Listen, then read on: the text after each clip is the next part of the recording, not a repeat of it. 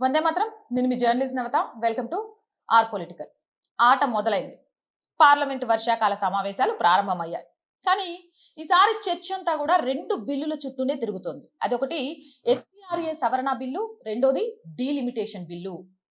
August 10, 11, 12 ఈ 3 రోజుల కోసం కాంగ్రెస్, బీజేపీ రెండు తమ లోక్సభ, రాజ్యసభ సభ్యులకు విప్ జారీ చేశాయి. ప్రతి ఎంపీ పార్లమెంట్లో తప్పనిసరిగా ఉండాలని ఆదేశాలు జారీ చేశాయి. ఇది సాధారణ సమావేశం కాదనే సంకేతాలు మొదటి రోజే కనిపించాయి. పార్లమెంటు సమావేశాలు ప్రారంభమైనప్పటి నుంచి అమిత్ షా రోజంతా అర్ధరాత్రి వరకు పార్లమెంటు భవనంలోనే వరుస సమావేశాలు నిర్వహిస్తున్నారు. ఒక్కో సమావేశం, ఒక్కో వ్యూహం, ఒక్కో సంప్రదింపు ఈ రెండు బిల్లుల చుట్టూనే తిరుగుతోంది. అత్యంత ఆసక్తికరమైన విషయం చెప్పనా, ఎఫ్సిఆర్ఏ సవరణ బిల్లు.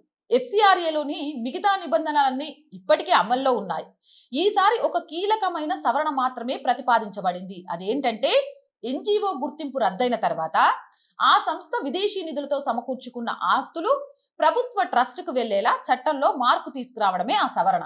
ఇక దీనికి సంబంధించి నిన్న అనేక క్రైస్తవ సంస్థల ప్రతినిధులు మిజోరాం ముఖ్యమంత్రితో సమావేశమయ్యారు. కొందరైతే ఏకంగా అమిత్ షానే వచ్చి కలిశారు.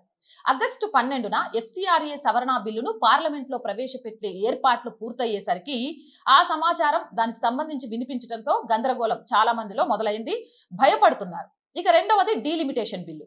ఎఫ్సిఆర్ఏ సవరణ బిల్లు ఈ రెండింటిపైన ప్రభుత్వం రాజీ పడే మూడ్లో లేదనే విషయం చాలా క్లియర్ గా అర్థమవుతుంది.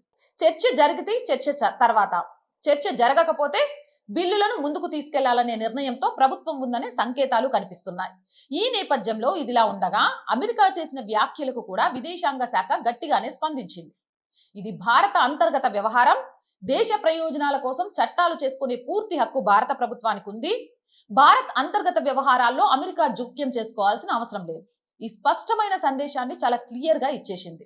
మొత్తంగా చూస్తే ఆగస్టు 10, ఆగస్టు 11, ఆగస్టు 12 ఈ 3 రోజులు పార్లమెంట్లో కేవలం బిల్లులపై చర్చ మాత్రమే కాదు, రాజకీయాలు, విదేశీ స్పందనలు, ఎఫ్సిఆర్ఏ, డీలిమిటేషన్ అన్ని ఒకేసారి ఢీకొనే రోజులుగా మారబోతున్నాయి.